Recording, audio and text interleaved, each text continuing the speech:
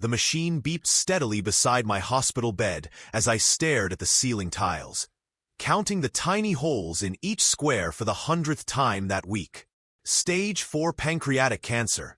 They said 6 months, maybe 8 if I was lucky. But as I lay there with poison flowing through my veins, calling it chemotherapy to make it sound hopeful, I had no idea that my salvation was waiting for me in a cold concrete kennel just 15 miles away. His name was Benny, and he was dying too. While I was learning to navigate the world of insurance claims and treatment schedules, he was learning that humans weren't always kind, that food wasn't always coming, and that sometimes the people who were supposed to love you just didn't. Neither of us knew that in 3 days, we would find each other in the most unexpected place, and that our broken pieces would somehow fit together to create something beautiful. Speech balloon, I'd love to know. What time is it where you are right now, and which city or state are you watching from? Let me take you back to where this story really begins. My name is Sarah, and I was 32 years old when my world crumbled on a Tuesday morning in October. I had been living what I thought was a perfectly normal life in Denver, Colorado. I worked as a graphic designer for a small marketing firm, spent my weekends hiking in the Rockies, and had just signed a lease on a cute apartment in the Arts District that I thought would be my home for years to come. The stomach pain started small. Just a dull ache after meals that I blamed on stress from a big project at work. When it didn't go away after 2 weeks, I made an appointment with my doctor, expecting to walk out with antacids and advice to eat more fiber. Instead, I walked out with a referral to an oncologist and a growing knot of fear in my chest that felt heavier than the physical pain in my abdomen. Dr. Martinez was kind but direct when he delivered the news that would split my life into before and after. Pancreatic cancer. Advanced stage. The words bounced off me like raindrops on glass at first. Surely there was some mistake. I was young, healthy, had never smoked, barely drank. Cancer happened to other people, older people, people who had lived longer and fuller lives than mine. But the scans didn't lie. The tumor markers didn't lie. The biopsy results that came back 3 days later didn't lie. I had cancer, the kind that kills people, the kind that doesn't care about your age or your plans or the dreams you haven't achieved yet. The next few weeks blurred together in a haze of medical appointments and insurance calls. I had to quit my job because the chemotherapy schedule was too demanding. I had to break my lease because I couldn't afford rent without steady income. I had to call my parents in Ohio and tell them their youngest daughter was sick, really sick, and watch their faces crumble through the pixelated connection of a video call. My world became very small very quickly. The oncology ward at Presbyterian St. Joseph Hospital became more familiar than my own living room. The schedule of blood draws and infusions became more important than any social calendar I had ever kept. The side effects of treatment became the weather that determined what kind of day I could have. The nausea was relentless. Food tasted like metal when I could keep it down at all.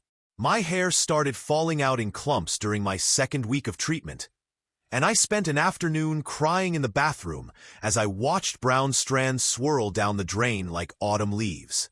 The fatigue was unlike anything I had ever experienced, not just tired, but hollowed out, as if someone had scooped away pieces of my soul and left empty spaces behind. But it was the loneliness that nearly broke me. My friends meant well, but they didn't know what to say to someone whose future had suddenly become measured in months instead of decades. They brought flowers and casseroles and cheerful conversation that felt forced and exhausting. Family visited when they could, but they lived too far away to be part of the daily reality of living with cancer. I spent a lot of time alone in that apartment I could barely afford, watching the seasons change outside my window and wondering what the point of fighting was if I was just going to end up fighting alone. That's when the idea first whispered itself into my consciousness, so quietly I almost didn't hear it. My grandmother had always said that when you're drowning in your own problems, Sometimes the only way to save yourself is to save someone else first. She had volunteered at animal shelters her entire adult life, fostering dogs and cats who needed temporary homes while they recovered from surgery or searched for permanent families. When I was little, she would tell me stories about the animals she had helped, how giving them love had somehow given her more love than she started with.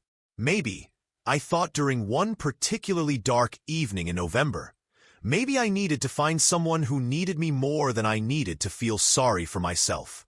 The Denver Animal Shelter was busier than I had expected for a Wednesday afternoon. Families with excited children moved through the adoption areas, their voices echoing off the concrete walls as they debated between golden retrievers and beagles. Volunteers in bright purple vests moved efficiently between kennels, filling water bowls and dispensing treats and comfort with equal measure. I had come looking for a cat, something small and quiet that could curl up with me during the long days between treatments.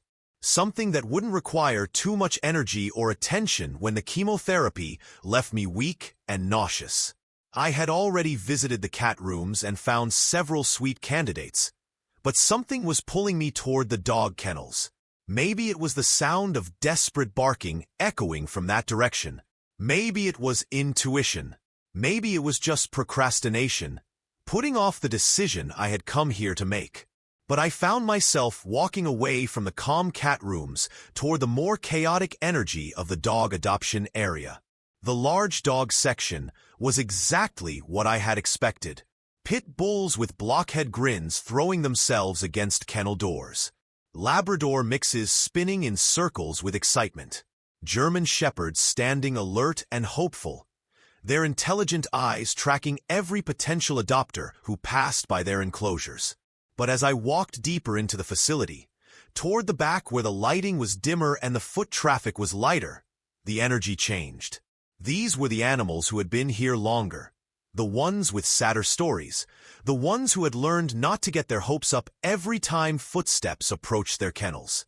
The medical wing was separated from the main adoption area by a heavy door marked "Staff Only, Animals Under Medical Care." I shouldn't have been able to go back there, but a volunteer was bringing a carrier through the door just as I walked past, and I caught a glimpse of what lay beyond. The kennels here were smaller, equipped with heating pads and special bedding.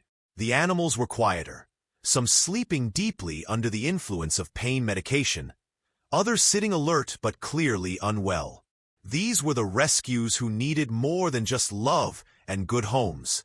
They needed medical care, specialized diets, medications, and the kind of patience that not every adopter was prepared to give. That's where I saw him. Kennel number 47 held what looked like a small German Shepherd mix, maybe 4 or 5 months old, but so thin that his breed was hard to determine. His ribs showed clearly through his dull coat, and his hip bones jutted out like mountain peaks under sparse fur. But it was his eyes that stopped me dead in my tracks. They were the eyes of someone much older than his puppy body suggested. Dark brown, almost black, and filled with a weariness that no baby animal should ever carry.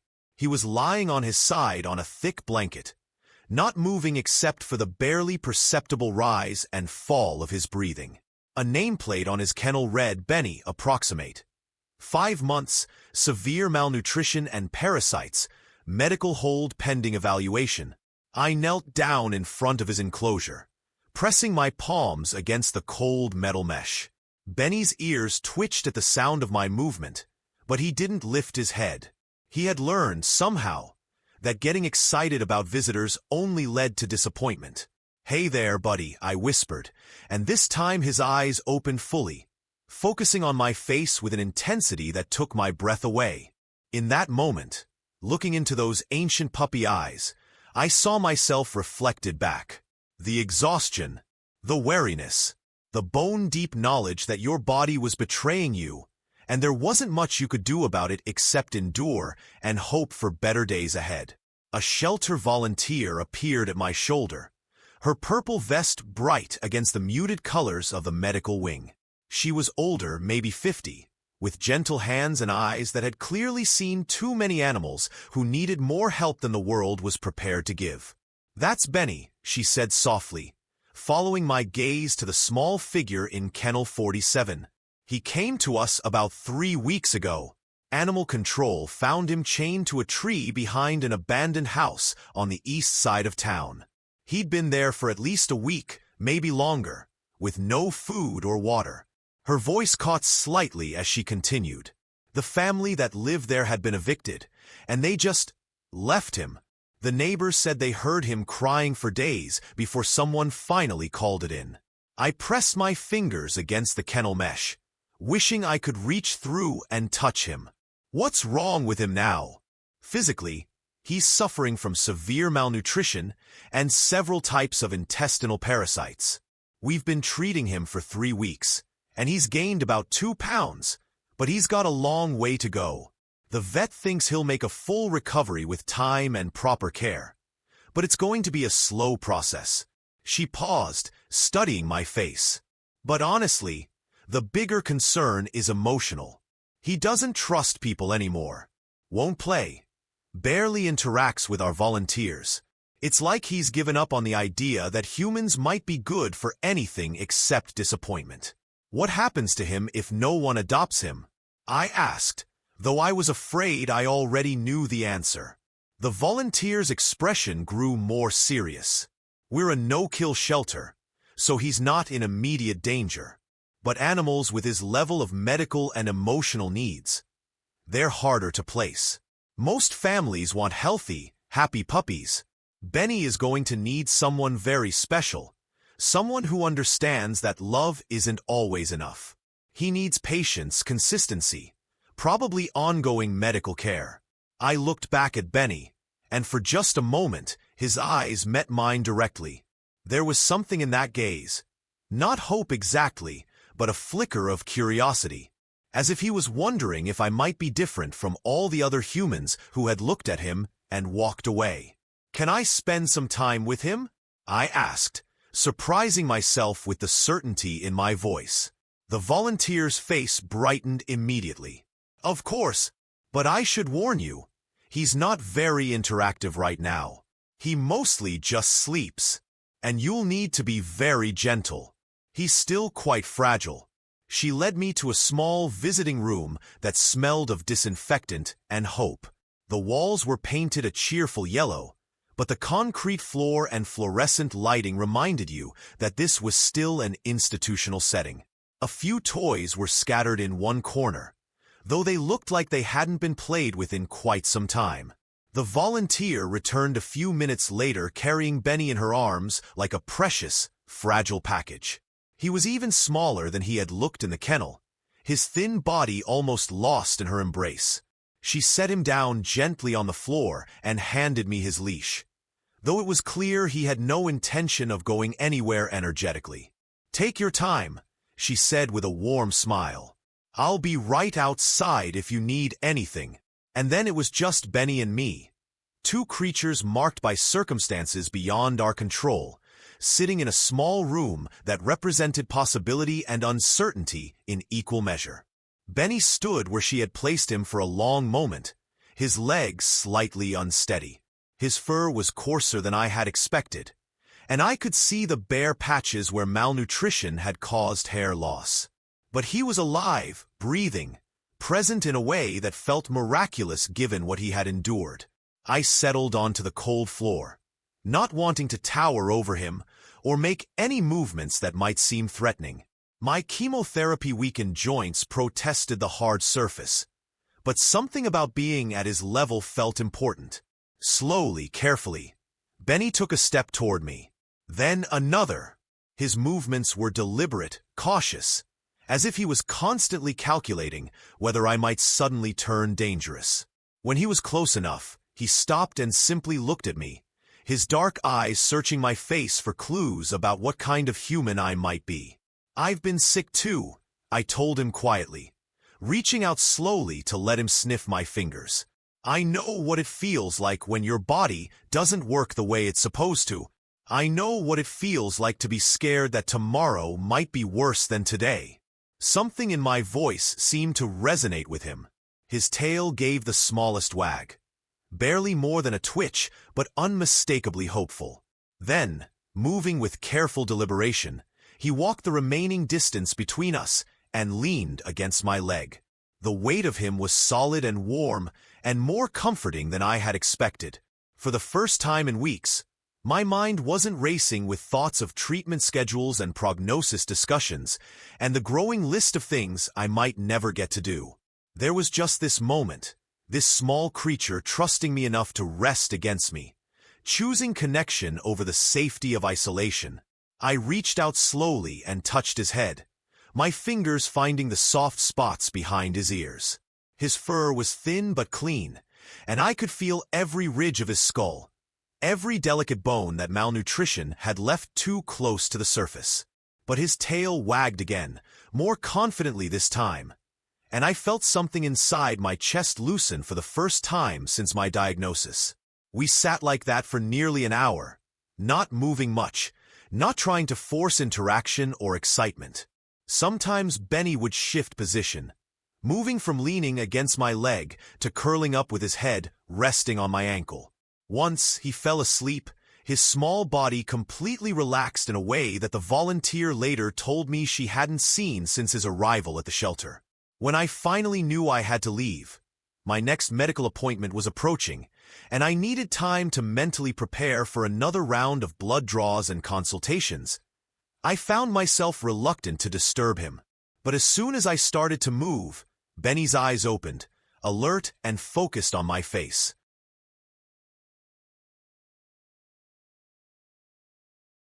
"I have to go for now, buddy," I told him, scratching behind his ears one more time. "But I'm going to think about you, okay? I'm going to think about both of us getting better." The volunteer was waiting outside the visiting room with barely contained excitement. "How did it go?" she asked, though I think she could already tell from my expression. "I want to adopt him," I said without hesitation. "Whatever he needs, whatever it costs, whatever it takes. We need each other." Her face lit up with genuine joy, but then grew serious again. "I have to be completely honest with you about what you'd be taking on.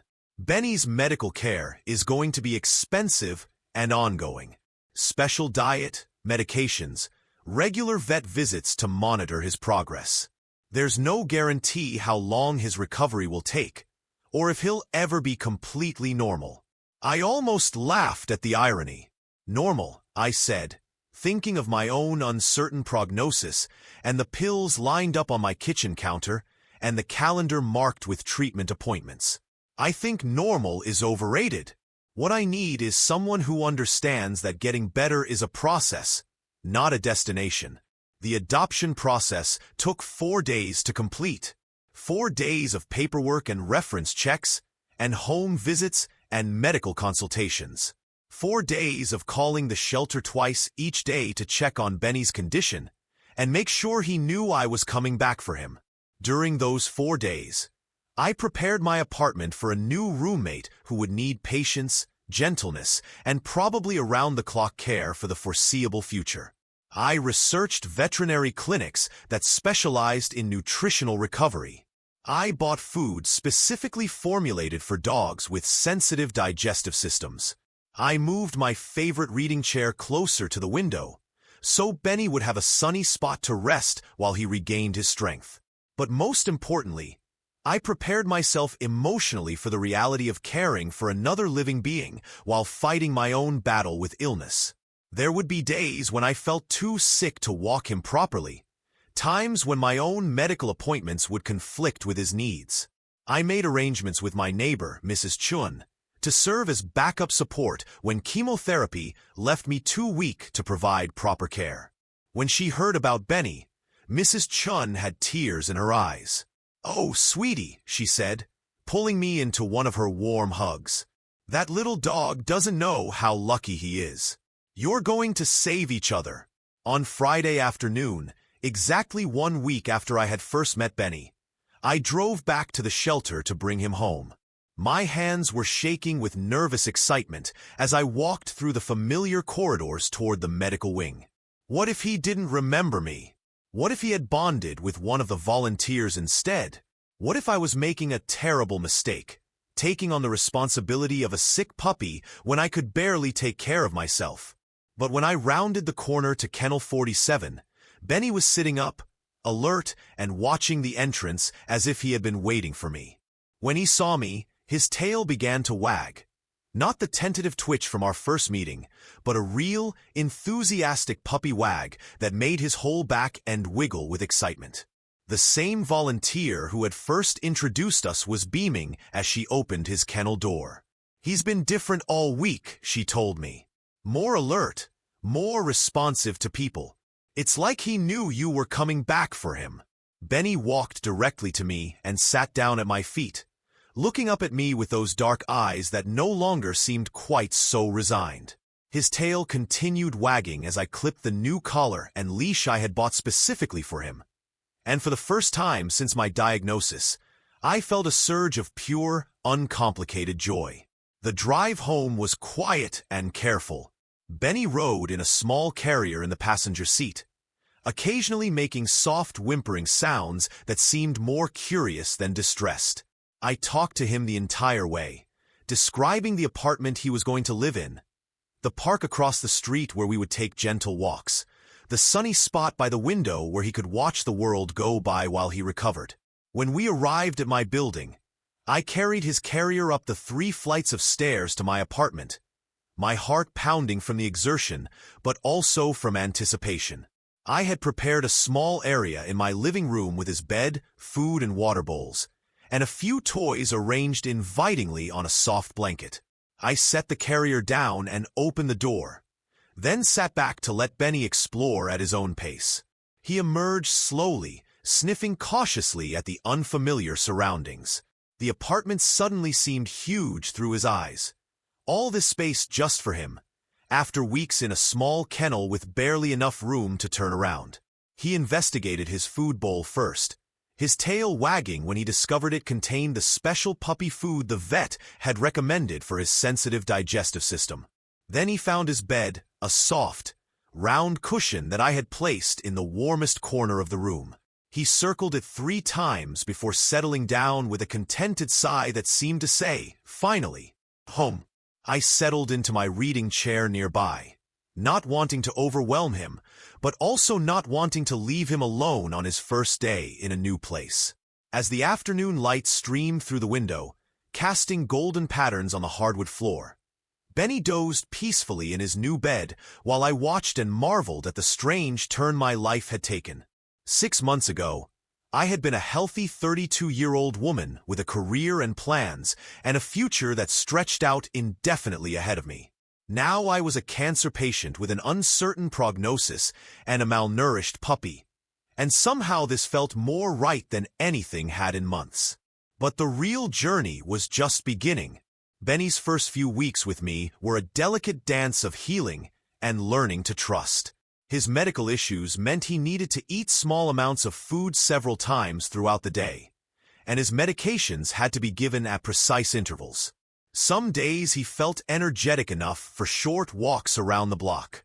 Other days, he barely lifted his head from his bed. I quickly discovered that our illnesses had created a strange sort of synchronicity. On the days when I felt well enough to be active, Benny often had more energy too.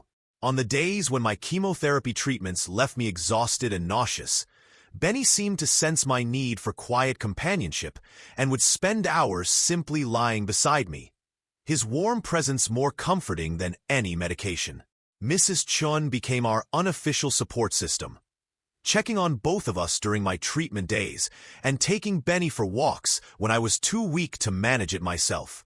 She had a way with him that was both gentle and practical, and Benny quickly learned to trust her almost as much as he trusted me. It was during our 4th week together that Benny and I experienced our first real crisis. I had been feeling particularly good for several days.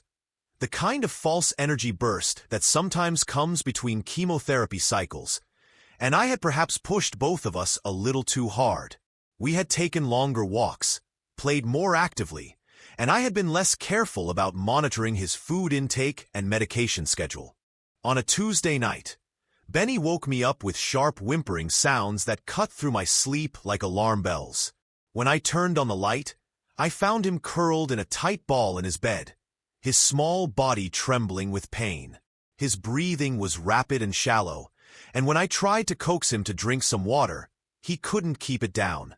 The emergency veterinary clinic was a blur of bright lights and worried faces and medical smells that reminded me too much of my own recent experiences with crisis care. Benny was so small and still in my arms as we waited for the doctor, and I found myself making the same desperate bargains with God that I had made during my own medical emergencies. "Please," I whispered into his soft fur. "Please let him be okay.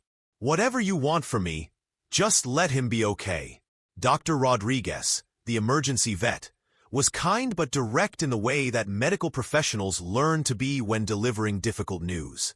Benny was experiencing a severe flare-up of his digestive issues, complicated by what appeared to be a reaction to something he had eaten. His system was more fragile than we had realized, and he was going to need several days of intensive care to stabilize. "Can I stay with him?" I asked, though I knew the answer before she shook her head. "I'm sorry, but we need to keep him in our ICU where we can monitor him closely.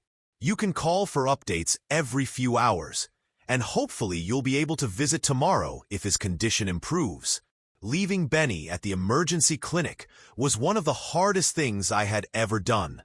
He looked so small and vulnerable on the examination table, for lines and monitors making him seem even more fragile than when I had first found him at the shelter. When I leaned down to kiss the top of his head goodbye, he looked at me with those dark eyes, and I could swear he was trying to tell me something important. "Don't give up on me," his eyes seemed to say. "I'm not giving up on you either." The next 3 days were agony. I called the clinic every few hours for updates, pacing my apartment and jumping every time the phone rang. Benny was stable, but not improving as quickly as the doctors had hoped. His body was fighting the infection, but he was so weak from months of malnutrition before I found him that his recovery was slow and uncertain. On the second night, Dr. Rodriguez called with an update that made my heart stop completely. "His condition has stabilized," she said carefully, "but I need to be completely honest with you about something.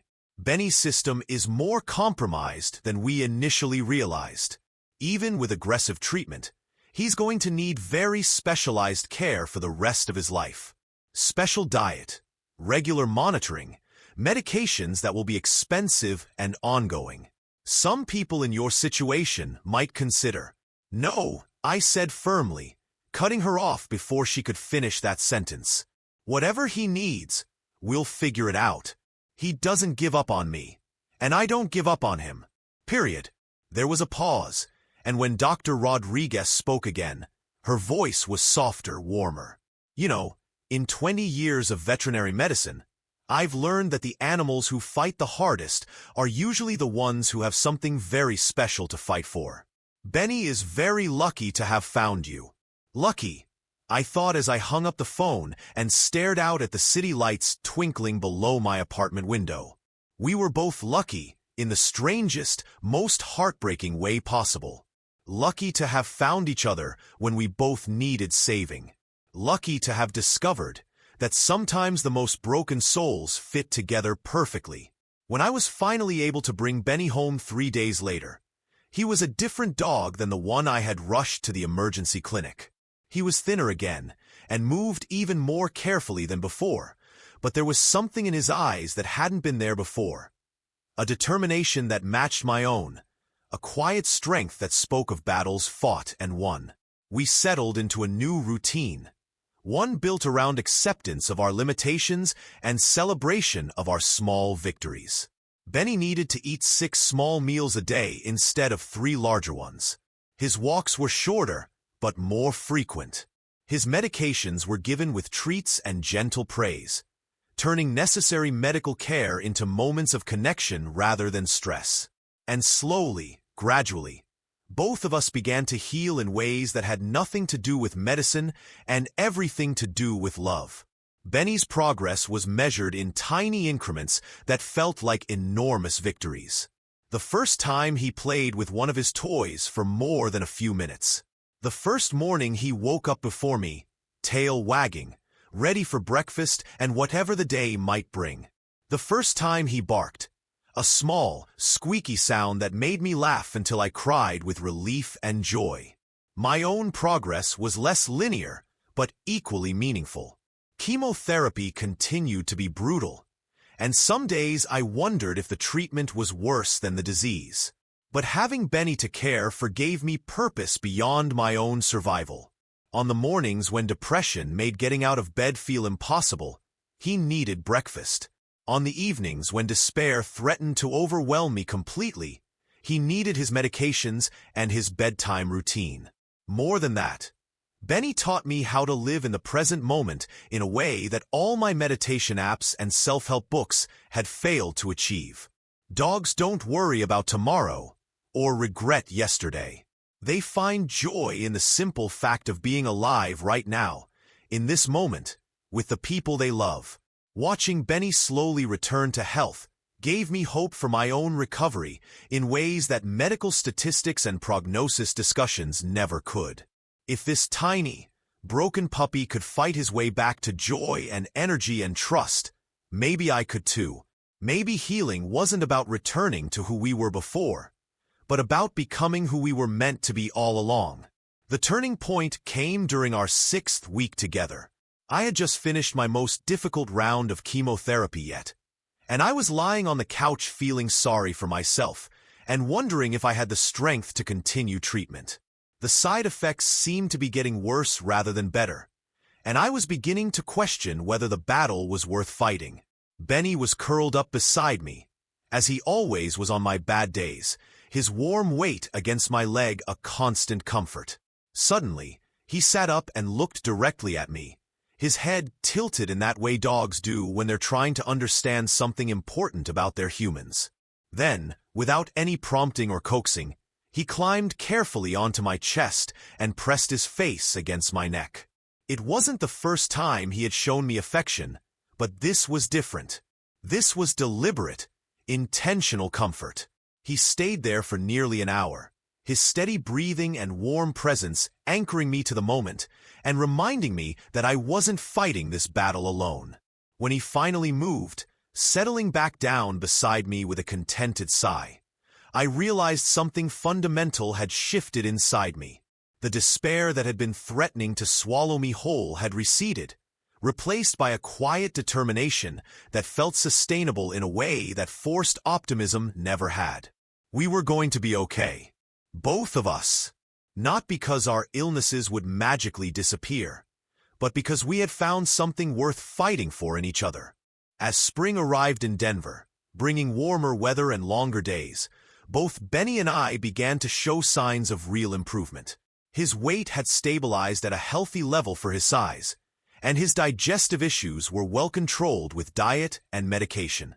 His coat had grown in thick and shiny, revealing beautiful markings that had been hidden by malnutrition and stress.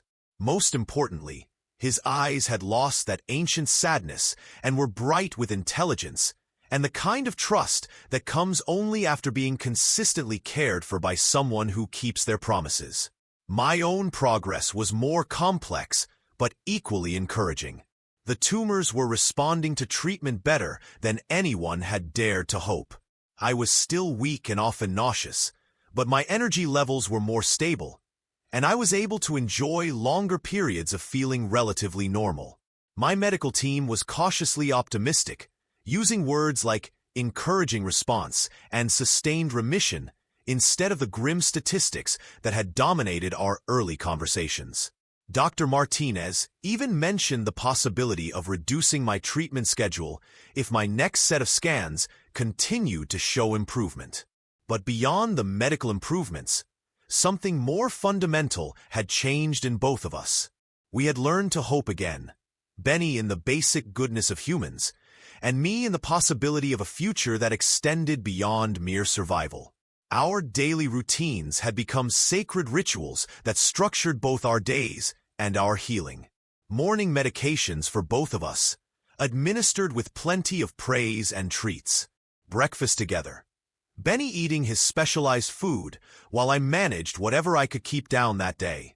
A gentle walk around the neighborhood, with Benny investigating every interesting smell while I breathed fresh air and reminded myself that the world was bigger than hospitals and treatment rooms. The neighborhood had begun to take notice of us as well. Benny was impossible to ignore. A medium-sized dog with gorgeous markings and enormous eyes, and a gentle demeanor that drew people to him like a magnet.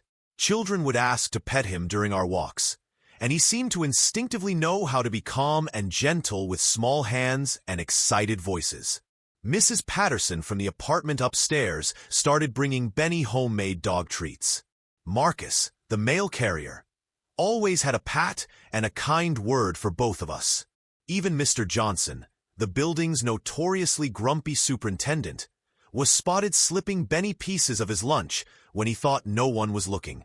It was as if Benny's presence had created a small community of care around us. People who might not have otherwise connected, finding common ground in their affection for a dog who had already overcome so much. These casual interactions reminded me that healing happens not just in isolation, but in connection with others who choose to care. One afternoon in late spring, as Benny and I were returning from a longer walk than usual, Mrs. Chun was waiting for us in the lobby with an expression I couldn't quite read. "There's someone here to see you," she said, gesturing toward the seating area near the mailboxes. "She says she's from the animal shelter where you adopted Benny." My heart skipped a beat. Had I done something wrong? Was there a problem with the adoption paperwork? Had someone come forward claiming to be Benny's original owner? But when I saw the woman waiting for us, I recognized her immediately. It was Linda, the volunteer who had first introduced me to Benny and guided us through the adoption process. She was smiling, but there were tears in her eyes as she watched Benny trot confidently into the lobby. "Oh my goodness," she breathed, kneeling down as Benny approached her with a wagging tail and bright eyes. "Look at you, sweet boy. Just look at you." Benny remembered her too, greeting her with the enthusiasm he reserved for his favorite people. But then he returned to my side, sitting down and leaning against my leg in a gesture that clearly communicated where his loyalty lay. "I hope you don't mind me dropping by unannounced," Linda said as she stood up, wiping away tears that were clearly happy ones. "I was in the neighborhood, and I just had to see how you two were doing. The transformation it's incredible." She pulled out her phone and showed me photos she had taken of Benny on the day I adopted him. Thin, listless, with dull eyes and sparse fur. Comparing those images to the healthy, confident dog, now sitting beside me, felt like looking at before and after pictures of a miracle. "You know," Linda continued, "we see a lot of adoptions at the shelter. Happy endings, sad ones, and everything in between. But what you've done with Benny, this is special. This is the kind of story that reminds us why we do this work." She paused, studying both of us with the practiced eye of someone who had seen many animals and humans navigate the complex process of healing together. "Can I ask you something personal?" she said gently. "When you first came to the shelter, you looked like you were fighting your own battles. I wondered, I hoped, that maybe taking care of Benny might help you too." I felt tears starting in my own eyes as I realized she had seen something that day that I hadn't even fully understood myself. She had recognized two souls who needed each other, and she had trusted that love would find a way to heal what seemed broken beyond repair. "He saved my life," I said simply. "I thought I was rescuing him, but really, we rescued each other." That evening, as Benny and I settled into our usual spot on the couch for our evening routine of medications and quiet companionship, I found myself reflecting on how much had changed since that first day at the shelter. The woman who had walked in looking for a cat to keep her company during what she thought might be her final months had become someone who woke up each morning with purpose and hope. Yes, I was still fighting cancer. Yes, There were still difficult days and uncertain prognoses and medical appointments that structured my weeks.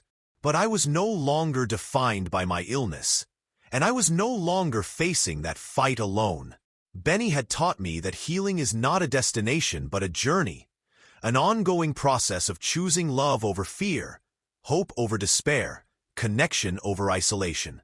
Every day brought new opportunities to practice these choices, new chances to extend the same grace to ourselves and others that had been extended to us during our darkest hours.